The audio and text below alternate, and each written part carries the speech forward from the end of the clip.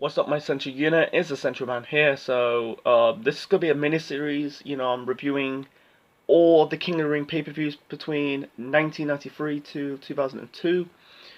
It's still be part of the classic WWE pay-per-view review segment. So, the first one I'm gonna review is King of the Ring 1993. This show was at the Nutter Center in Dayton, Ohio, on the 13th of June 1993. This is the first pay-per-view after WrestleMania 9. This is the very first King of the Ring pay-per-view, but not the tournament. They've been doing the King of the Ring tournament since 1985, so it was what, 85, 86, 87, 88, 89, 90, 91.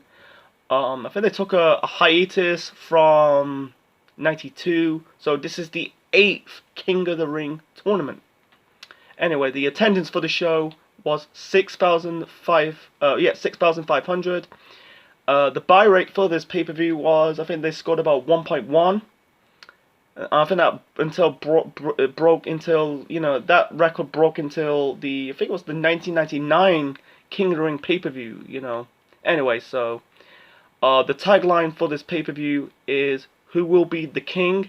Be part of the coronation." The commentators for the show are Jim Ross, Bobby the Brain Heenan, and Macho Man Randy Savage.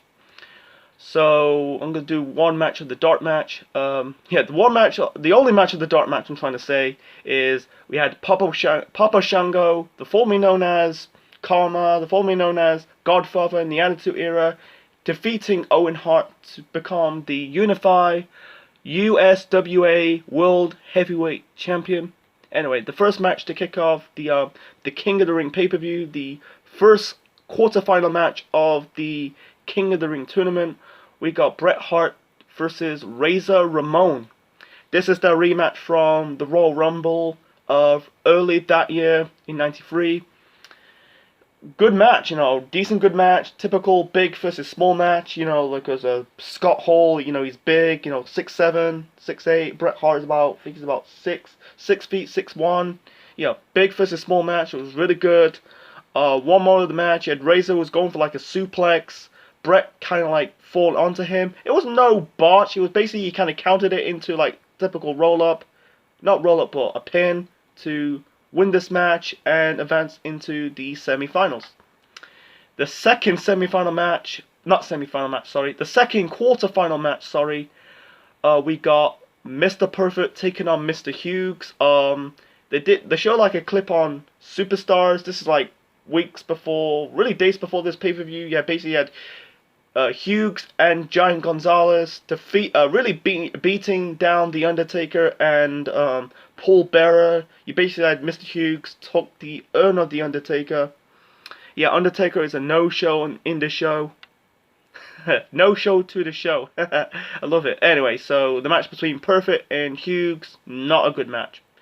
Mr. Hughes is just basically not a good worker. He's there for his size. He's not really like a bodybuilder. He looks like he's, the dude's what?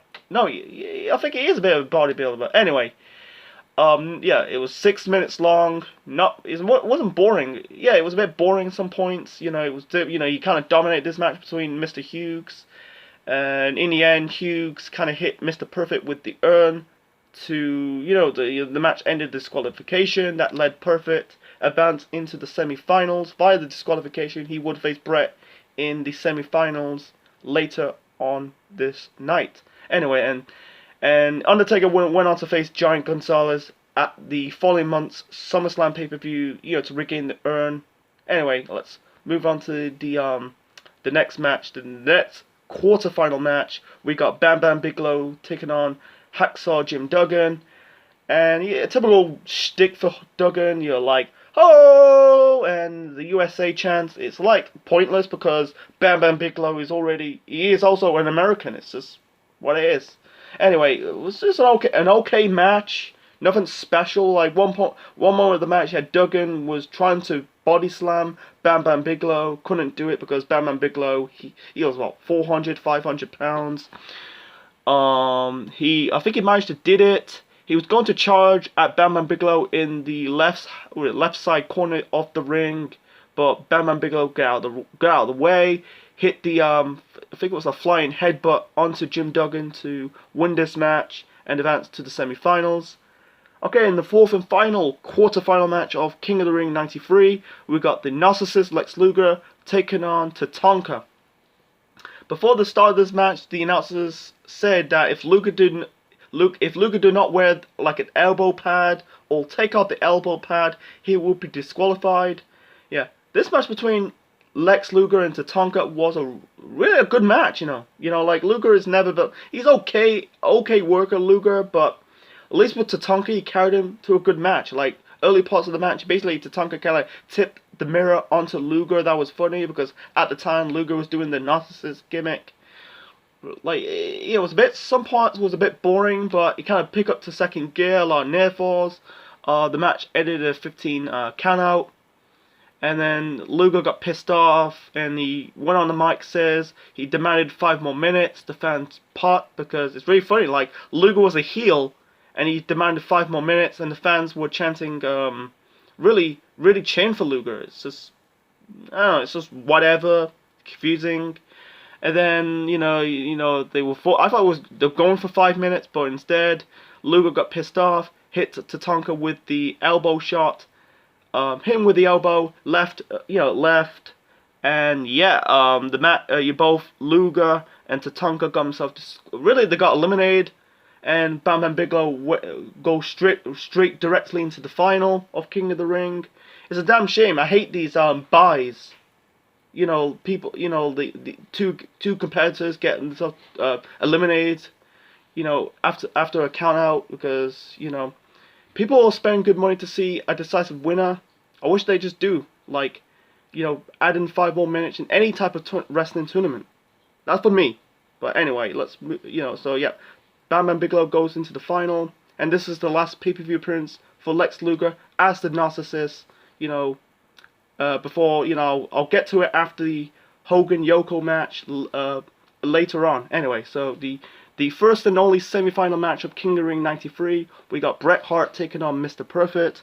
This is the rematch from SummerSlam '91 when Bret defeated Perfect for the Intercontinental Championship. Match of the night.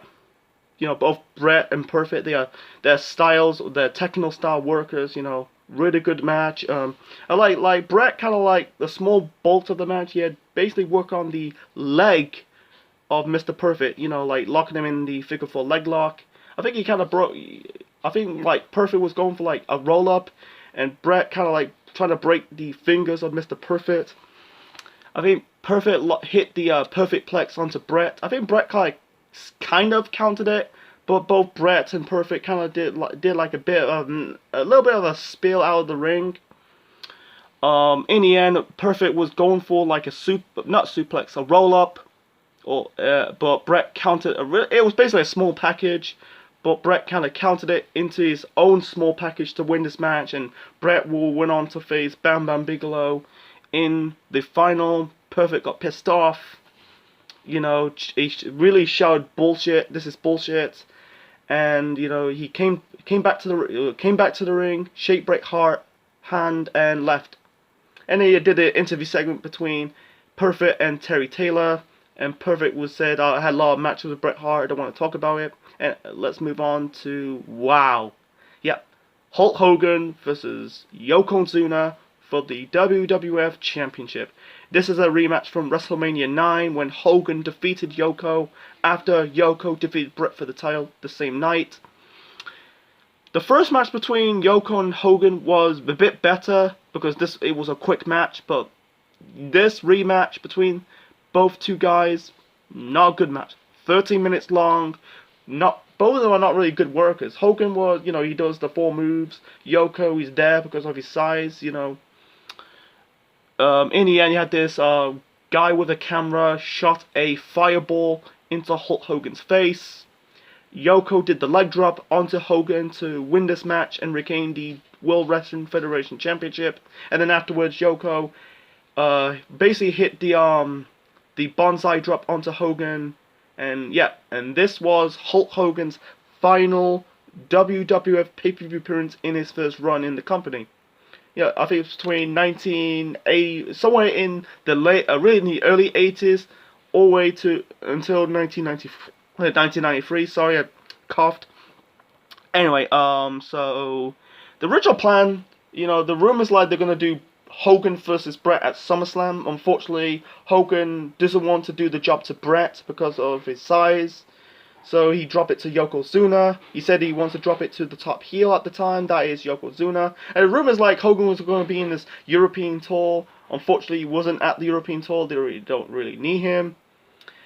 And then there's rumors like Hogan and Vince had a major bust up, but they kind of butt heads. It led to the Tessamori, trial in '94. Because Vince was basically supplying his wrestlers with steroids. Really, Vince was not found not guilty. That you see pictures of Vince McMahon with a neck brace around his neck. Yeah, and this was Hogan. Yeah, Hogan went on to go to WCW. He went on to film Thunder in Paradise in '93, and he sat down and wrestled his contract with the World Wrestling Federation until that contract expired. He went on to WCW in '94. He returned to the WWF in 2002, with the NWO, to set up his feud, or really his match with The Rock at WrestleMania 18. Anyway, let's move on to the next match. Another non-King of the Ring match.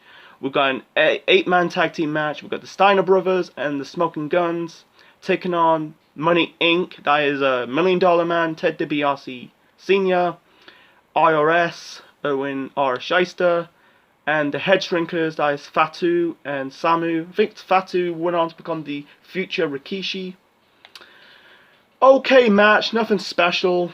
You had, I think it was Billy Gunn I think he did a roll up onto Ted DiBiase, the $1 Million Man, to win this match. It was nothing special. I think this match should be scrapped. This is a match you probably see on Monday Night Raw, not on your pay-per-view that people spend a lot of money. It had no business to be on the pay-per-view. Why it was on the pay-per-view in the first place, don't know. Anyway, let's move on to the next match. The next match, we've got the Intercontinental title match between Shawn Michaels versus Crush. And this was Diesel's first WWF pay-per-view appearance, for Kevin Nash. This was not good as well. Not good, boring, some points. In the end, you had Doink. You had 2 Doinks interfered, distracting Crush. Shawn Michaels hit the sweet chin music onto Crush in the back of the head to win this match. And this is the time this was the time when Doink was still relevant. He was a heel clown. That's another topic for another time. Okay, and then we got the main event. And this is the finals of King of the Ring 1993. We got Bret Hart taking on Bam Bam Bigelow. I think I call it second best match of the night because Bret and Bam Bam Bigelow. Well, this was Bam Bam Bigelow. He was one of the best big men in the business. It was really good match. One moment of the match, you had Luna Vachon. I'm guessing that's Bam Bam Bigelow's valet. Hit Bret with the chair, and I think Bam Bam Bigelow won the first match. Unfortunately, the referee and basically the announcers they overruled this match, overruled this decision, and the match started really continue. Like the only nitpick of this match, it was basically like some parts of the match was a bit slow paced. I'm not saying Bam Bam Bigelow is a bad worker. He's a good worker. I wish they just paced up the match a little bit, in my opinion. You had Bam Bam Bigelow locked Bret with the sleeper hold and this type of torture rack back hold submission on his shoulder. I think he kicked out the flying headbutt because in the original match, Bam Bam Bigelow hit the flying headbutt onto Bret to win this match. I think he did it the second time and Bret kicked out. In the end, Bret kind of jumped on Bam Bam Bigelow's shoulders. Did the roll up onto Bam Bam Bigelow to win this match and became the first and only guy to win King of the Ring 2 years, because he won it in 91 and he won it again in 93 in the very first pay-per-view. I don't know why Bret was winning it, because he doesn't really need to win the King of the Ring again because he doesn't really need it because Bret, I don't know, he won it in 91 because this was 91 was the year that Bret started to break out as a single star, win King of the Ring 91, went on to face, win his first singles championship, at SummerSlam. He went on to win his world title the following year and establish us as the top guy. But I think Bam Bam Bigelow needs to win. Needs to win this tournament more than Bret, because after that, Bam Bam Bigelow's career in the World Wrestling Federation was disappointed. He went on to lost to Lawrence Taylor at WrestleMania 11 in 1995. I think Bam Bam Bigelow needs the win more than Bret. And then afterwards, you had the coronation. Bret wearing the crown, the cape, and the scepter. And you got Jerry the King Lawler got pissed off, calling Bret an imposter. I'm the real king. I'm the real king. He wants Bret to kiss his feet, and Bret kind of dissed Jerry the King Lawler, called him Burger King, and the fans were chanting Burger King, Burger King, and then Lawler got pissed off, hits Bret with the scepter. He kind of pushed the throne onto Bret, and that was the end of King of the Ring 1993. They went on to have a 2-year feud between Bret and Lawler. They had a match at SummerSlam the following month that ended in disqualification. They had the Survivor Series match between Bret and his family versus Lawler and his Knights. But unfortunately, Lawler got suspended or got taken off TV because the rape allegations. That was all BS. Unfortunately, they didn't have the match in '94 because Bret was in this feud with Owen. And they kind of resumed the feud in 1995, the Kiss My Foot match at the 95 King of the Ring event. I'll get to that pay-per-view later, really, in next time, so. Okay, my final reign for King of the Ring 1993, I'm going to give it an 8 out of 10. Really, this is WWE's best pay-per-view in 93, because 93 was really the start of WWF's dark period, their dark times. I think this pay-per-view is the Bret Hart show, because Bret vs. Razor was good, Bret vs. Perfect was match of the night, and a really good match between Bret vs. Bam Bam Bigelow. And also the non-Bret match, it was good, I'll give it a pass. Has to be Luger versus Tatanka. And also this, Lex Luger went on to become the good old USA Lex Luger, after Hogan left the company. That led to Lex Luger, body slam Yokozuna to set up their match at SummerSlam 93. Forgot to mention that. Anyway, and they did a lot of shit in this match. Not shit in this match, but shit in this pay-per-view. Like, you got, Perfect vs. Hughes was not that good. Bam Bam Bigelow, Jim Duggan was nothing special, it was okay. The 8-man tag team match, the Steiners, the Steiners and the Guns, the Smoking Guns taking on Money Inc. and the Head Shrinkers. It was alright, nothing special. It had no business to be on the pay-per-view. Shawn Michaels and Crush was disappointed, including Hogan versus Yoko for the WWF title. That led to Hogan's final pay-per-view appearance in his first run. So 5 bad good matches on the show. You had, I say 4 good matches, 5 bad matches. It's still good. Still good. I think, still good. But you had a lot of shit on the show. But it's still passable. I'll give it thumbs up, man. So, okay, that's my review on King of the Ring 1993. Hope you like it. Leave your thoughts in the comment section below. Smash the like button and subscribe to the Century Man Network on YouTube. Next up, we're moving on to King of the Ring 1994. This is the Central Man officially signing out. Check you later.